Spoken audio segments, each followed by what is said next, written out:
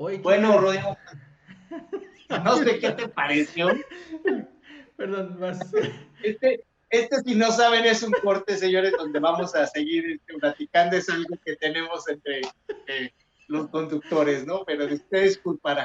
Somos los sobrevivientes del terremoto del 85, del colapso económico del 97, del 9-11-11 y sus guerras, del terremoto del 2017 y de la pandemia. Somos post-apocalípticos.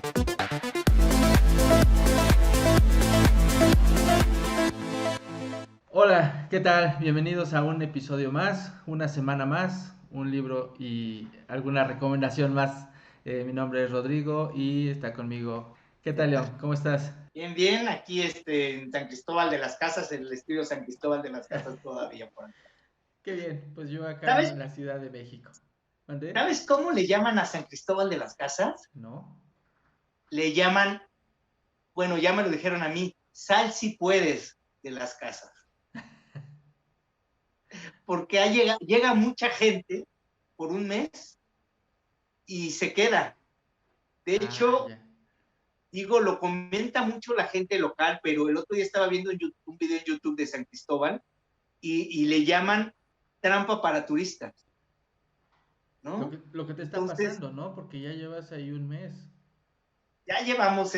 ya pasamos un mes, nos vamos a quedar todavía otro mes por cuestiones logísticas para descansar, porque sí es muy grato el lugar, el ambiente es frío, pero es grato, llueve, pero es un lugar muy bonito, entonces sí me voy a quedar otro mes por acá, porque de repente es cansado estar viajando por mucho tiempo, entonces este lugar me ha acogido un poco, entonces dije, bueno, pues voy a aprovechar que es un lugar bastante acogedor para la gente externa, fíjate, eso es porque hay mucha gente externa Ujú. y yo creo que como hay mucha gente externa, también la gente está más abierta a hacer relaciones entre personas, ¿no? Porque hay mucha gente que viene viajando y bueno, de repente necesita conocer gente o relacionarse, ¿no? Que yo creo que lo he encontrado aquí. Pero bueno, sí, ya ¿Y, vamos para 2 meses. y tu paliacate es algo que adoptaste allá o Es ya? un look que estoy tomando aquí en San Cristóbal, porque aquí en San Cristóbal te puedes cambiar el nombre, ¿no? Este look que estás viendo es un look bastante tranquilo, porque hay muchos looks que de repente ves en la calle que dices, wow, yo no sabía que... Y además es muy chistoso porque nadie te dice nada, ¿no? Incluso va gente hasta descalza en las calles, ¿no? Y sí de repente lo ves raro, pero dices, o sea, es igual, ¿no? Si quiere andar así, que vaya así, quiere estar. Entonces es un lugar que he encontrado que la gente se cambia el nombre al Ujú. nombre que realmente quiere y que agarra el look que quiere y es libre y eso es algo que me ha gustado también aquí, ¿no?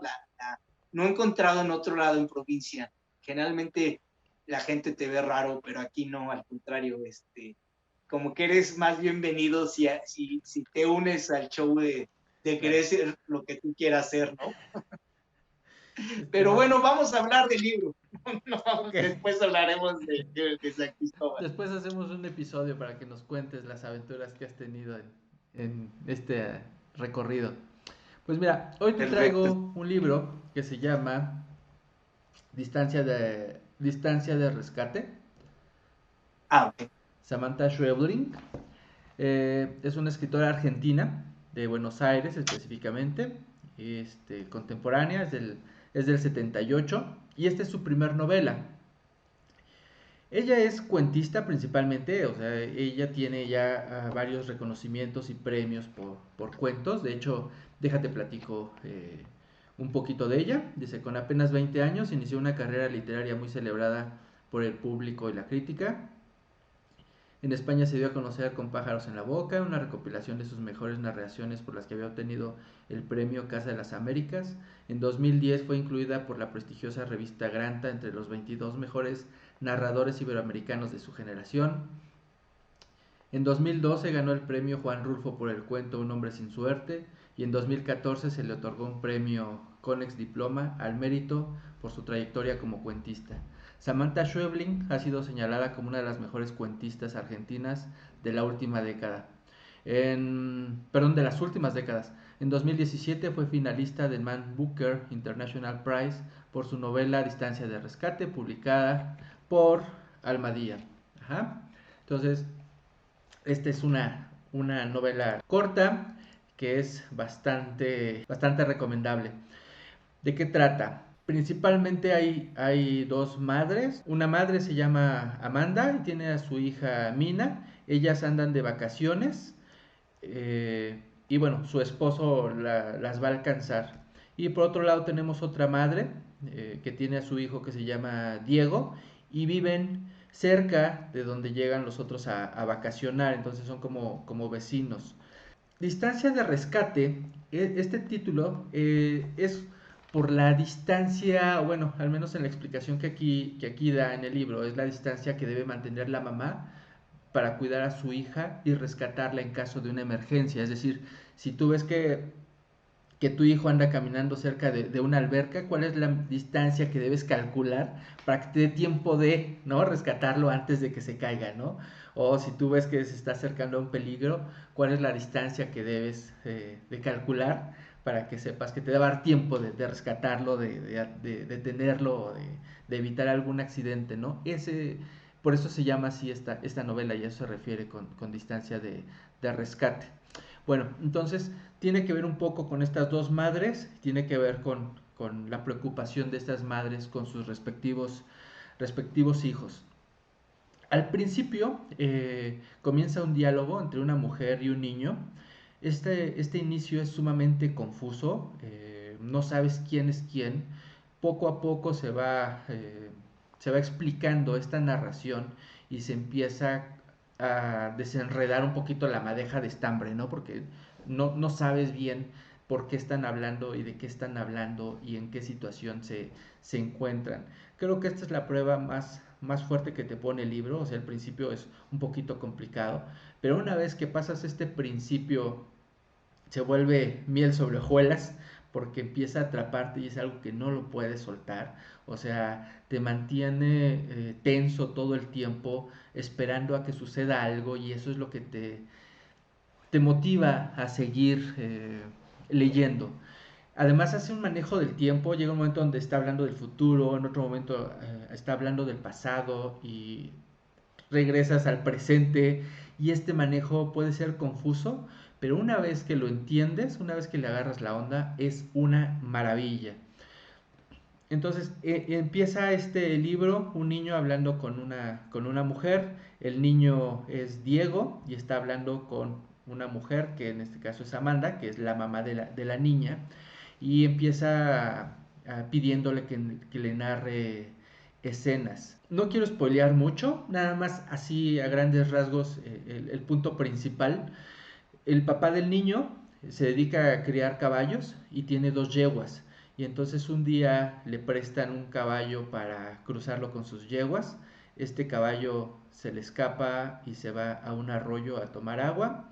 Entonces la mamá pues va por el caballo, y mientras está atrapando al caballo o está agarrando al caballo, pone al niño en el piso y el niño empieza a jugar con el agua del arroyo y se empieza a meter los dedos a la boca. Agarran al caballo, lo vuelven a llevar a su corral, y pues resulta que en la noche el caballo ya no está. Salen a buscarlo y está tirado y está a punto de morir. Entonces la mamá dice, híjole, se me hace que fue el agua del arroyo, ¿no? Y entonces va a ver a su niño porque se dio cuenta que el niño se había chupado las manos después de meterlas al arroyo, y pues resulta que el niño tiene fiebre. Lo lleva con la curandera del pueblo, y pues la curandera tiene la capacidad de leer la energía de las personas y sabe de qué están enfermas y sabe cómo curarlas. Pues resulta que el niño tiene una intoxicación y es necesario hacerle una transmigración. ¿Qué es esto de la transmigración? Hacerle un cambio de alma. Es decir, el alma del niño se pasará a otro cuerpo y el alma del otro cuerpo será introducida al alma del niño. Se supone que con esto, a la hora de que divides esta alma, bueno, que haces esta transmigración, la enfermedad se hace más débil y es más fácil de atacarla y es más fácil de curar. Solo que hay un problema, ¿no? Que el niño es que nunca volverá a ser el mismo, porque su alma es distinta. Y entonces el niño va a ser otro niño, a pesar de que físicamente es el mismo, pero su comportamiento es distinto. Hasta ahí es todo lo que les voy a platicar de la historia. No quiero platicarles más, porque con eso es más que suficiente, o al menos yo espero que con esto sea más que suficiente para meterlos en esta historia de intriga, de misterio, de que no sabes qué va a pasar, ¿no? Por un momento sientes que es una historia de terror, eh, pero no está definida esta novela como una historia de terror. Yo pensaba que era una historia paranormal, el hecho de hacer la transmigración, pero también puede ser una historia de hechos reales en el cual pues la curandera cree que está haciendo una transmigración, puede ser que no sea una transmigración, puede ser que el niño pues tiene una reacción diferente, no sé, a hechos reales, ¿no? O sea, no, tal vez estos, esta historia paranormal pues puede ser explicado pues desde el desconocimiento de sus causas, ¿no? No sabes qué es lo que está sucediendo realmente. Empiezas narrándome una novela y iba todo, yo me estaba imaginando dos casas junto al mar, tipo americano, ¿no? Todo normal, y de repente cuando lleva la curandera y cuando hace la Transmigración. transmigración, eso así de, a ver, ¿qué pasó? ¿Qué es esto, no? Es Sí. como una película de qué demonios estoy leyendo, ¿no? Sí, pero ahí es donde dices, híjole, esto es algo paranormal, ¿no? Y empiezas como a dudar de lo que estás leyendo. Hay quienes definen esta novela como realismo mágico, hay quienes lo definen como terror.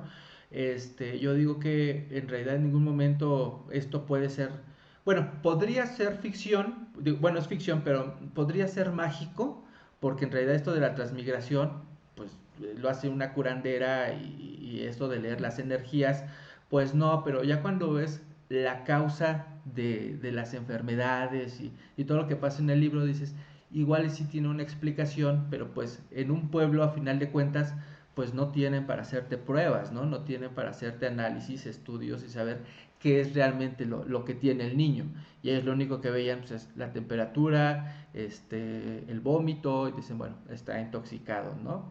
Entonces, el libro está narrado por los personajes y esta narración a la hora de que lo están narrando los personajes resulta que tú no sabes nada que no sepan ellos y eso lo hace difícil de saber qué es lo que está sucediendo, pero a la vez esto es lo que le da el sabor al libro, porque eso es lo que te intriga y te mete en el misterio de saber qué es lo que va a pasar más adelante. Eh, la madre del niño pues está muy preocupada porque su hijo pues cambió de alma y ese niño ya no volvió a ser el mismo y entonces el niño como que pues sigue siendo su hijo, pero ya no es su hijo. Y entonces llega un momento donde le da miedo porque no sabe quién es. La otra madre pues está preocupada por lo que le pudiera llegar a pasar a su hija, porque es su vecina y al final de cuentas es algo que está pasando en el mismo pueblo. Eh, Todo el tiempo te la pasas tenso, todo el tiempo así de, ¿qué está pasando? ¿No? ¿Qué misterio hay detrás de todo esto? Eh, ¿Qué más? Pues también hace un poquito una crítica política, porque sí tiene una explicación todo esto y no quiero spoilear. Es una novela muy corta y entonces para mí es difícil hablarles de más cosas porque tengo miedo de echarles a perder este misterio que tanto me atrapó y que tanto me sedujo. Leí esta novela esperando ver terror, eh, y es un terror muy diferente a todo el terror que he leído, por eso es que yo no sé si se podría catalogar como terror, porque no es así como el que tú veas fantasmas, ¿no? Pero sí te tiene todo el día intrigado en estos fenómenos paranormales en el cual haces cambio de alma, ¿no? Entonces, es la recomendación, una novela bastante corta, pero bastante recomendable. Distancia de rescate. El terror, Y sí, sí, adelante. está la película está en Netflix. Yo la busqué como Distancia de Rescate, pero no se llama así, o sea, así lo encuentras, pero se llama Fever Dream. Entonces es como el sueño de fiebre, o pues sí, el sueño de fiebre. Pero ¿Ya, la pueden ya buscar viste como la Distancia de película? Rescate. Sí, está la película. Y No, no la he pero visto. ya la viste. No, no la he visto, no la he visto, pero la busqué porque quería ver cómo estaba, pero te digo que el ver películas no es algo que se me dé. Digo, no es que no me guste, es que simplemente no encuentro el momento para verlas, ¿no? Pero ahí está, por si no quieren leer el libro, que es una novela muy cortita, o sea, yo creo que 120 páginas, algo así, 130 páginas, entonces se la echan en un ratito, ¿no? Y si no lo quieren leer, ahí está la película. No la he visto, pero si alguien la ve, sí me gustaría que nos pusiera ahí en los comentarios qué opinan. Suena bien la recomendación. Voy a buscar la película para verla y para no meterme más a detalles, para no hacer llegar a un spoiler o sacarlo. ¿Existe lo que acabas de decir de el realismo mágico? Sí, claro. Claro, o sea, ¿Sí? el realismo mágico es un género literario. Y es cuando eh, suceden eventos o fenómenos que son mágicos, pero que los mismos personajes lo ven como si fueran reales, ¿no? Por ejemplo, Pedro Páramo, donde están pues todos muertos, pero los personajes lo ven tan real. Gabriel García Márquez en todas sus novelas, bueno, no sé si en todas, ¿no? Pero en muchas de sus novelas utiliza también este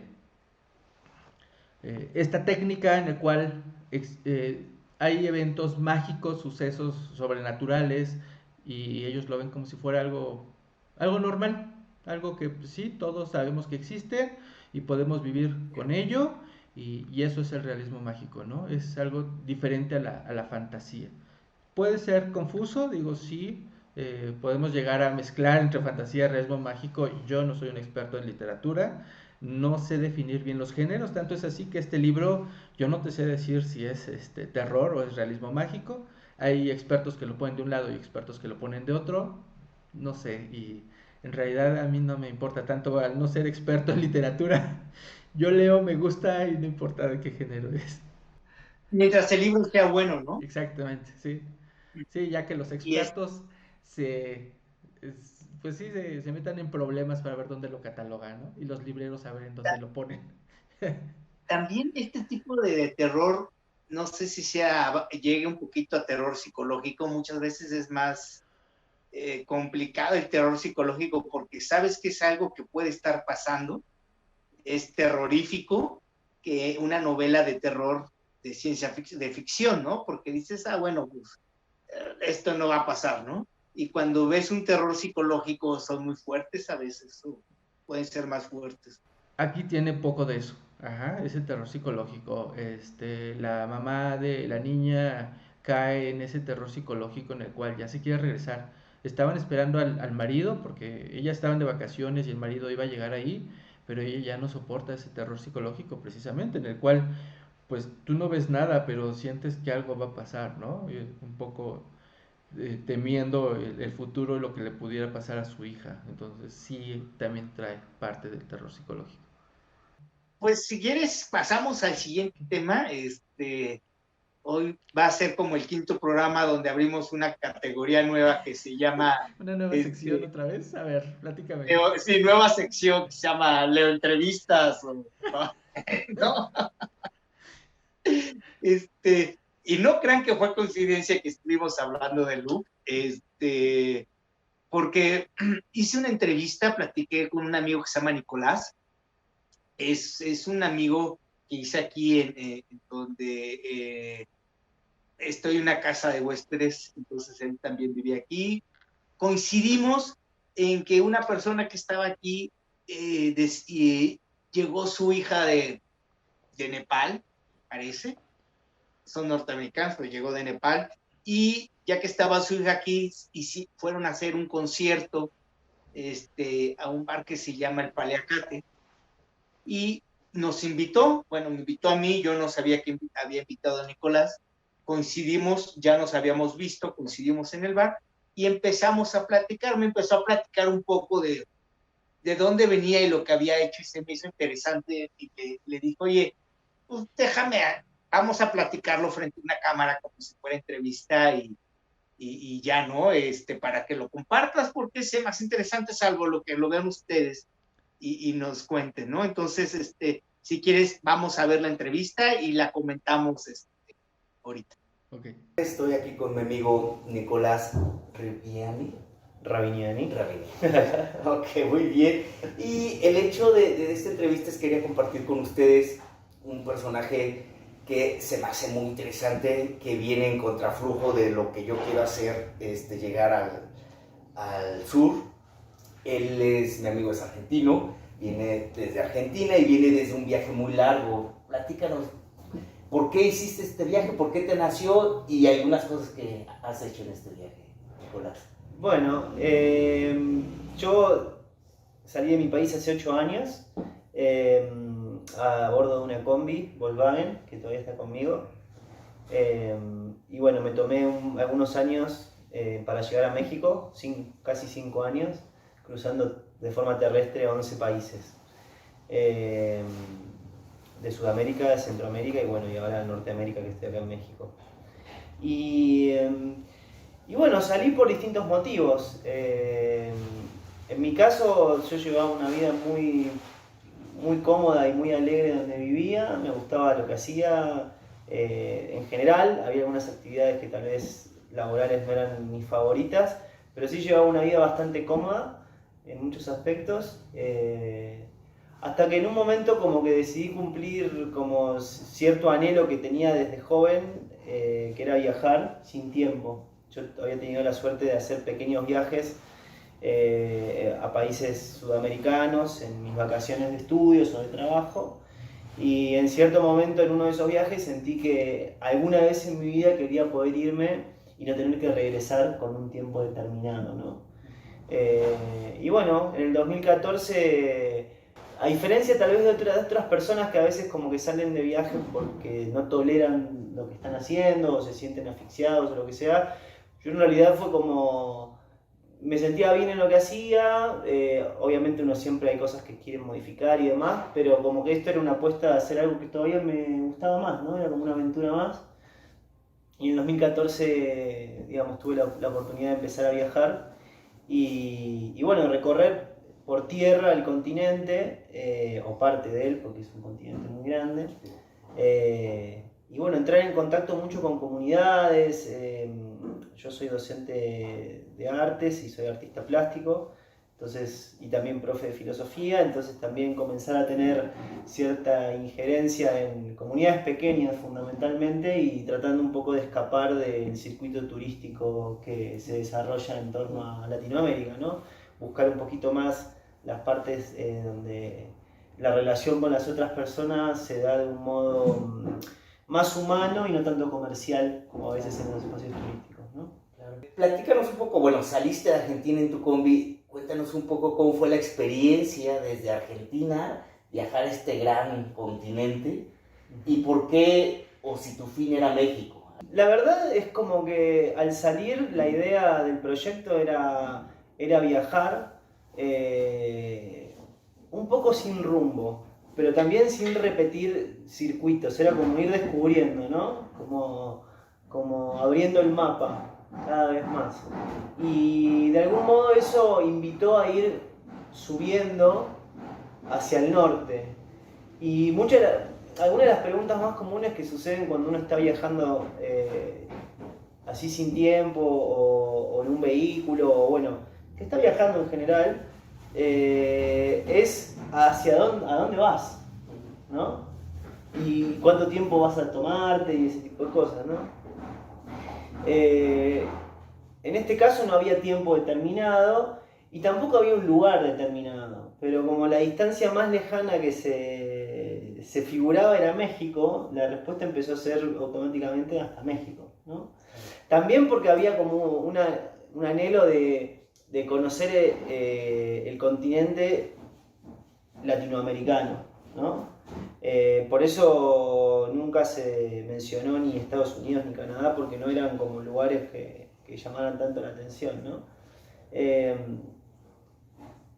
Entonces, bueno, se empezó a decir México tanto que en un momento el vehículo seguía yendo para arriba y un día aterrizó en México. Ok, muy bien, muy bien. Sí, digo, son amigos, Estados Unidos y Canadá son amigos, ¿no? Nosotros latinoamericanos somos hermanos, ¿no? Es diferente. Exactamente, creo que hay como hay una cierta diferencia de raíz cultural, ¿no? O sea, nosotros somos latinos, en todo sentido, ¿no? De tanto nuestras raíces indígenas como las raíces europeas latinas que tenemos, más allá del mix que es Latinoamérica, porque también Bueno, si no... es parte de, ¿no? Sí, es sí, parte, es parte de lo que es ahora Latinoamérica. Exacto. Y también por otro motivo que ese sí es un poco más ideológico, si se quiere, que es que a mí siempre me gustó estar en lugares donde me recibieran bien y donde fuera bienvenido, donde fuera invitado. Y la verdad es que todos estos países que me tocó recorrer, siempre sentí ese espíritu en mis hermanos y hermanas latinoamericanas. Siempre es abrir la puerta, siempre es ofrecer un plato de comida, siempre es ofrecer compartir un rato, siempre es bienvenido a mi país. Por más situaciones que uno pueda ver a veces pasar donde no te sentís del todo bienvenido y demás, pero como que la generalidad es bienvenido.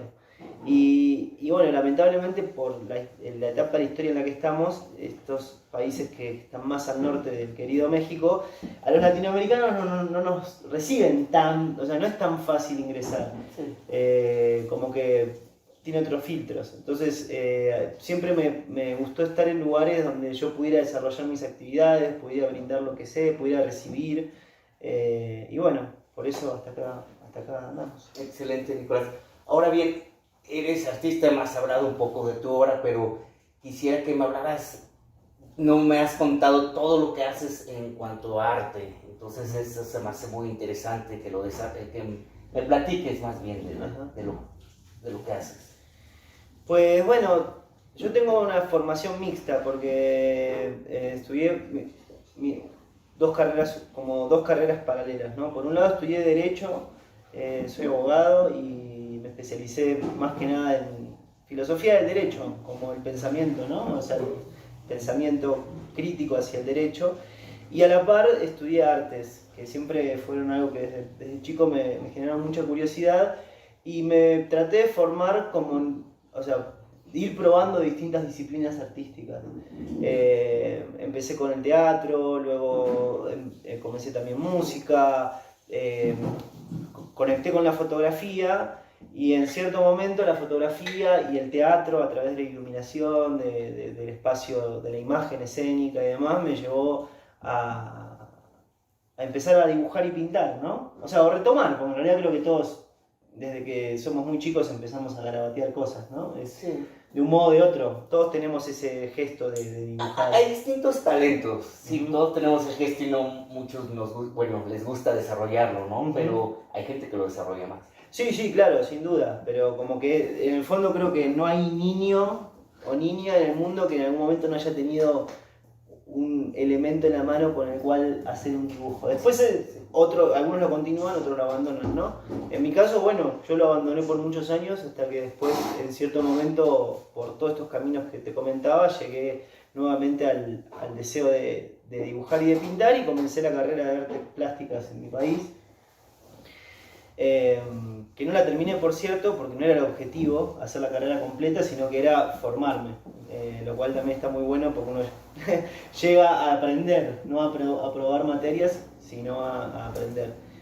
Y bueno, y justo la carrera no la terminé porque decidí salir de viaje. Entonces, durante mi viaje, durante todos esos años de viaje, lo que hice fue, como te comentaba el otro día, recuperar el tiempo para mí, ¿no? Cuando uno tiene una vida urbana, yo vivía en la ciudad de Buenos Aires y tenía un empleo de 8 horas de lunes a viernes, más otros empleos que tenía más vinculados con la docencia y con las artes, no tenía mucho tiempo a disposición, ¿no? Por más que yo elegía hacer las cosas que hacía, pero no sentía como esa abundancia de tiempo, siempre estaba detrás de alguna actividad o de algún compromiso.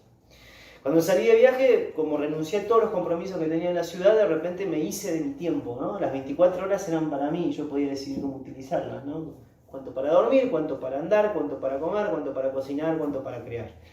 Y esos fueron mis años más fuertes de formación. Entonces ahí comencé a dedicar mucho tiempo a poder pintar, dibujar, estudiar, investigar. Y bueno, me desarrollé en muchas... me desarrollé fundamentalmente en dibujo, pintura, grabado, en distintas técnicas y bueno, continué con la fotografía especializada más que nada en el área analógica, que es lo que me apasiona, más que lo digital. Me gusta mucho el trabajo con cámaras antiguas, con una imagen como... También creo que tiene que ver con la conexión del tiempo, ¿no? No hay apuro. En la fotografía analógica es como buscar la foto, cazarla, ¿no? Y bueno, fui desarrollando mi oficio y mi profesión a martillazos y a mucho tiempo dedicado a eso y también mucha disciplina, ¿no? También encontrar una actividad que te apasiona tanto que podés dedicarle igual o más tiempo que a un empleo porque es algo que querés hacer, ¿no? Y eso te forja como artista o como sea lo que uno decide hacer.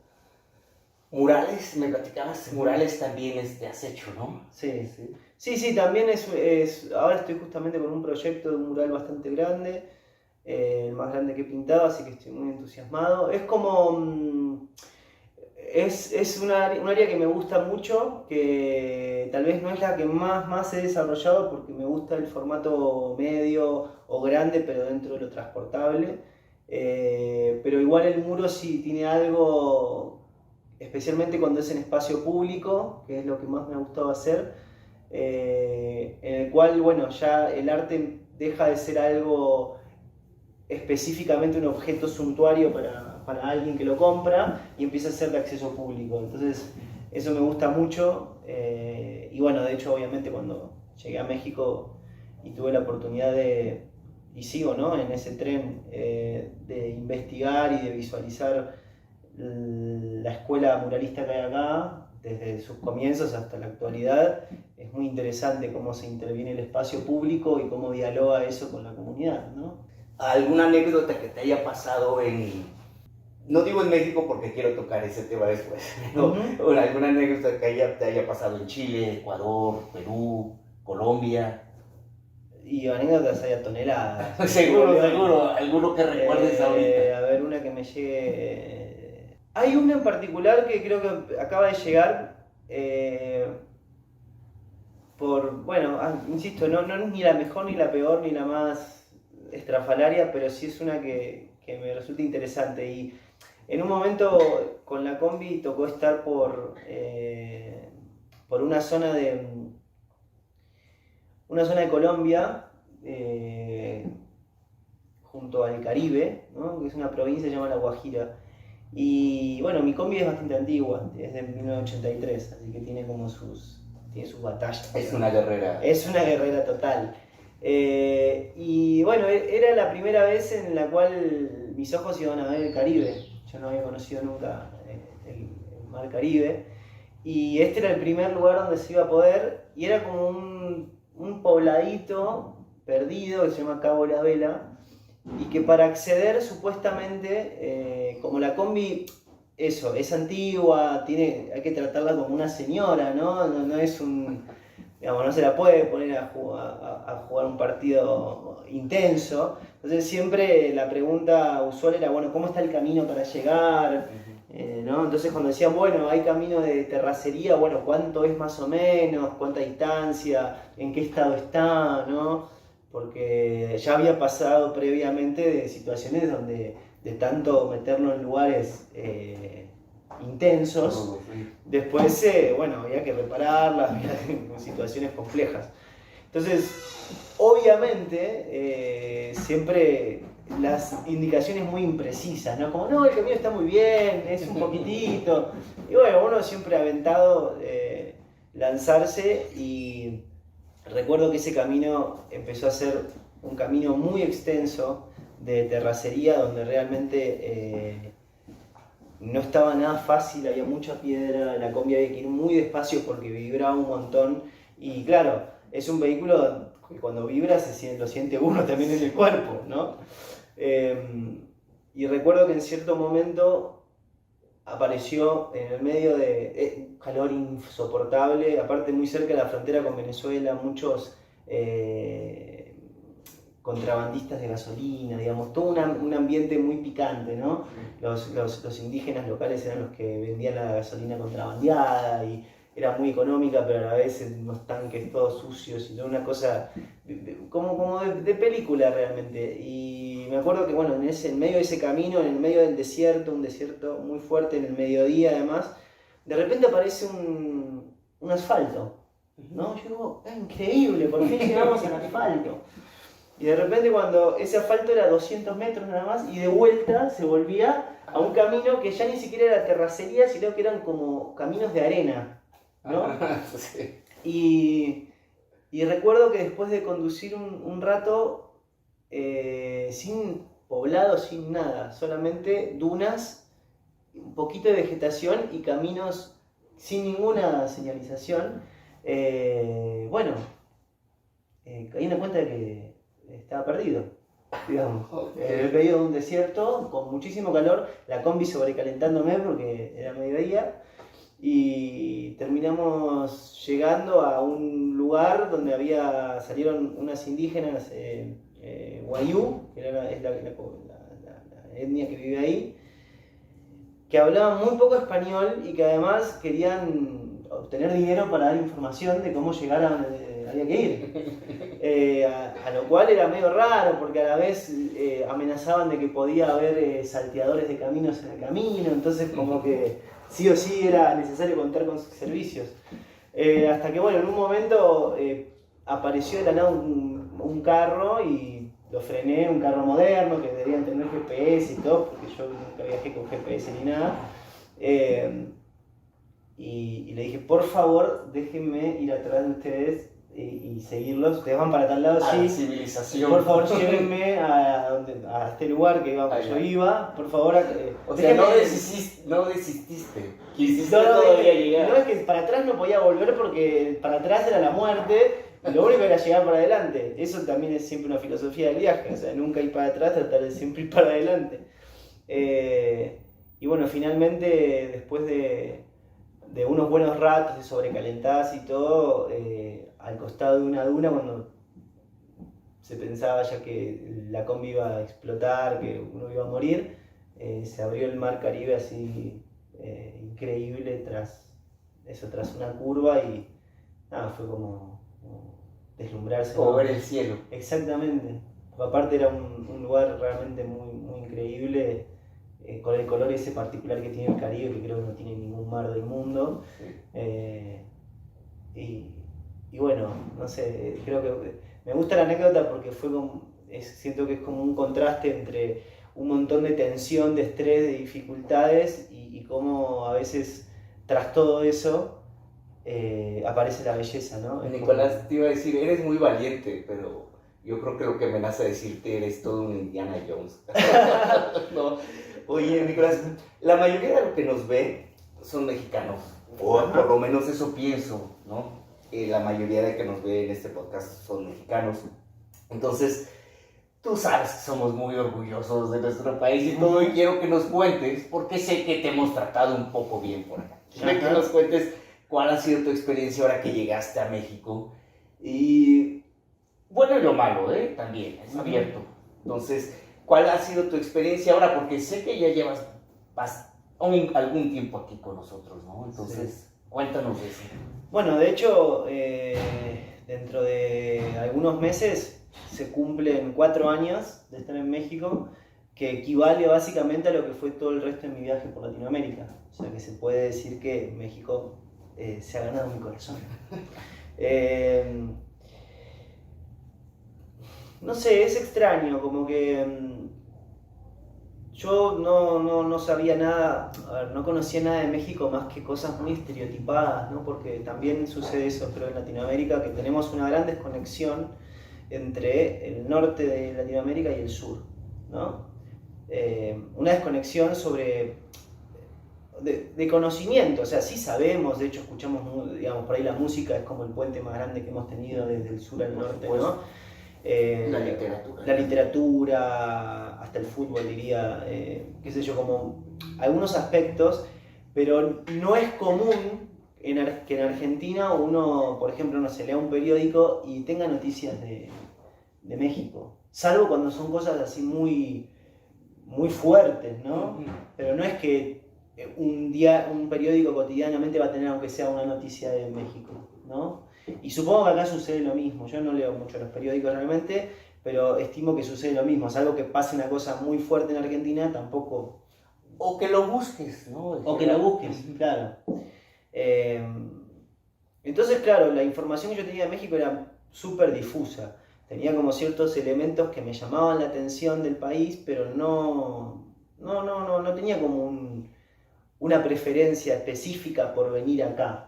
Insisto, como te contaba al principio, fue bueno llegar porque era ir hacia adelante y listo, México. Pero bueno, personalmente me aconteció al llegar aquí que como que empecé a sentir, yo he vivido mucho en el sur de México, en Oaxaca, en Chiapas y bueno, también un poco en Quintana Roo, no tanto, más que nada Oaxaca y Chiapas, y algunas partes del centro y demás, pero más que nada el sur. Y lo que me sucedió es que descubrí un país muy, muy, muy complejo, muy rico en diversidad, con una historia fascinante, con un bagaje cultural muy profundo, que se expresa en muchísimos aspectos y en lo que a mí respecta y me convoca en las artes, me parece un país de vanguardia dentro de Latinoamérica. Y sin desmerecer a los otros países que tenemos como vecinos o como hermanos latinoamericanos, sí siento, yo vengo de un país que con toda la neurosis y locura que tiene y todas las cosas que a veces no están buenas, yo quiero mucho mi país, pero no solo por ser de ahí, sino porque creo que es un país que tiene una pujanza cultural muy fuerte y que tiene como un orgullo de poder ser innovador en lo que hace. Y lo es, sí. Y me pasa lo mismo con México, veo lo mismo, como que Argentina, México y Brasil, creo que son tres países que son de alguna forma como un faro del continente. Insisto, sin desmerecer los otros, porque yo he visto cosas increíbles en los otros países, pero hay como una cuestión actitudinal en donde se busca, más allá de las influencias extranjeras que tenemos y todo, como que hay una identidad nacional diversa, porque México es enorme, lo mismo Argentina, lo mismo Brasil, lo mismo el resto de los países, pero hay como un deseo de hacer, en los artistas fundamentalmente, de tomar lo que hay, de retransformarlo y de renovarlo y de hacerlo nuevo y de mezclarlo y de crear a partir de eso. Y no sentí eso en todos los países. En otros países de Latinoamérica, por factores económicos, sociales, culturales, muchas veces no tienen tan valorizado lo propio, por ende no buscan innovar mucho, sino que tal vez buscan más adoptar cosas de afuera, imitar, ¿no? Y acá no veo tanto eso, que está igual porque en todos los países está, que es la colonización cultural, Claro. pero sí veo como una cosa así, una fuerza cultural tan profunda que desarrolla cosas muy interesantes. Entonces, por un lado, como artista, me he nutrido muchísimo y gran parte de lo que hoy día soy como artista y lo que hago tiene que ver con lo que aprendí en México, lo que me brindó México y lo que yo también devolví, porque es un ida y vuelta, pero sí siento que es un país que me ha formado muchísimo y que me va a seguir formando. Después, bueno, hay una cuestión ya en un plano, si se quiere, un poquito más superficial. Hay una belleza de paisajes y de diversidad de ecosistemas y lugares para recorrer increíbles. Es todo un continente en sí mismo, el país. Una gastronomía fascinante también. Y después hay como una, no sé, como una dulzura en la gente, insisto, estoy todo generalizando, ¿no? Pero como que hay una actitud general de las personas en México que a mí se me hace muy agradable, realmente, como personas muy hospitalarias, ¿no? Como hay como una hospitalidad que fluye en general. Insisto, generalizando, hay gente buena y gente mala en todas partes.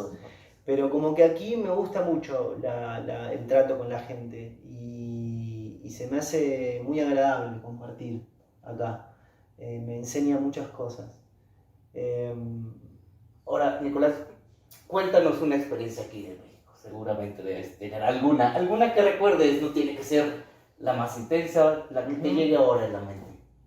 Bueno, hay una de las cosas creo que me enamoró de México y creo que me hizo sentir como, de algún modo, como en casa, por más que no era tan parecido, pero no sé, como que hubo un lugar, creo que es esto que voy a compartir, me hizo sentir eso, como decir, de acá soy, ¿no? Como dirían acá en México, ¿no? ¿Cómo diríamos aquí? Sí. Claro. Cuando llegué a Oaxaca capital, después yo entré por Guatemala, México y estuve en Chiapas y fui a Oaxaca, llegué por casualidad en la víspera de la Guelaguetza. Okay. Entonces me tocó vivir la última Guelaguetza antes de la pandemia en Oaxaca ciudad y después me mudé a vivir a un pueblo que está a unos 15-20 kilómetros que se llama San Agustinetla. Y entre que llegué para la Guelaguetza y me mudé, pongamos en el periodo de 2 meses o mes y medio, me tocó vivir la Guelaguetza junto con la fiesta del pueblo, justo con muertos. Todo eso en un mes y medio. Y fue increíble porque fue ver como un despliegue de música, trajes, mezcal, comida porque no sé, el municipio de San Agustín para las épocas de la fiesta del pueblo armaba grandes carpas donde uno iba a comer invitado por el municipio, ¿no? Por el pueblo. Exacto, invitado por el pueblo y por el municipio. Como que dije, qué belleza esta idea de compartir comunalmente, ¿no? A través de un festejo, este orgullo de mostrar las capacidades de cómo vestirse, de cómo desarrollar un traje, de cómo hacer música, de cómo comer, o sea, como realmente un festejo de la vida y a la vez, casualmente con muertos, un festejo de la muerte también, ¿no? Sí. Entonces como que dije, qué integral y qué fuerza que hay acá. Porque en un pueblo pequeño, que a mí me tocaba estar en ese momento, veía tanto empeño y tanto amor, creo que la palabra es amor, tanto amor puesto en algo que es una fiesta, en definitiva, que se pasa, ¿no? Sí. Pero que me evocó también momentos donde lo público y lo comunitario seguía vivo. Y como estamos en un momento donde realmente, creo, mundialmente, cada vez estamos apuntando más hacia lo individual, aislarnos, estar en nuestras casas, enfrente de una pantalla, perder el contacto con el otro. Y digo esto ya antes de la pandemia. Cuando me encontré en un lugar donde pasaba todo eso, dije, pucha, este lugar es increíble y yo acá voy a estar mucho tiempo.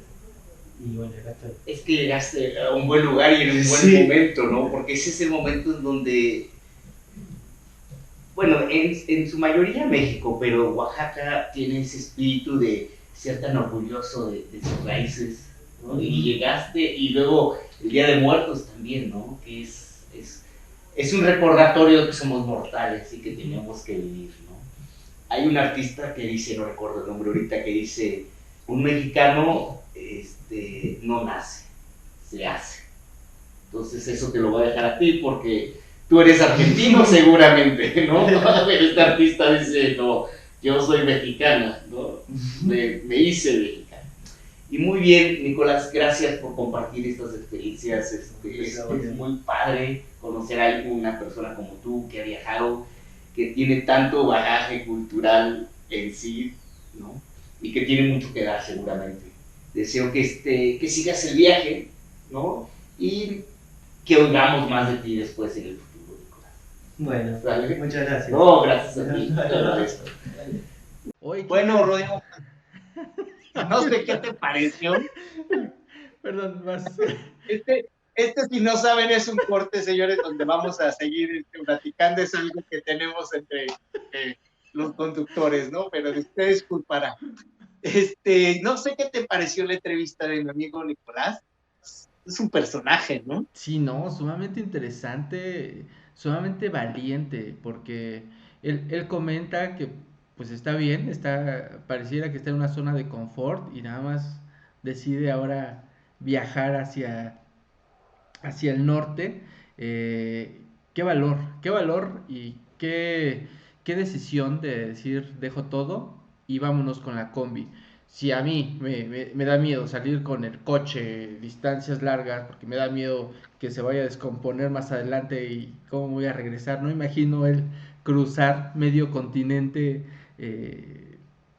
y esperando a que todo salga bien, ¿no? Sí, bueno, aquí hay que mencionarlo, digo, tú tienes una familia y eres responsable de la familia, entonces de repente sí puede uno estresar mucho, ¿no? De esa forma y bueno, es algo responsable, digamos, que sucede, ¿no? Él salió solo y aún así es valiente. Él ha visitado lugares que yo estoy considerando sí o no visitar, como puede ser El Salvador, como puede ser Honduras, ¿no? Que son lugares donde dices, híjoles, pues si todo va bien, ¿para qué me meto a estos lugares donde de repente no podría seguir bien, ¿no? Y lo que me comentó, como ves, Nicolás, es, no pasa nada, todo el mundo te recibe bien, o sea, no sé si sea la mentalidad también de pensar que todo va a salir bien, aunque bueno, no se mencionó sí la camioneta y es lógico, tiene algunos problemitas mecánicos, tuvo algunos problemillas mecánicos y es lógico que después de no sé cuántos son como 50,000 kilómetros, más o menos, de Argentina hasta México.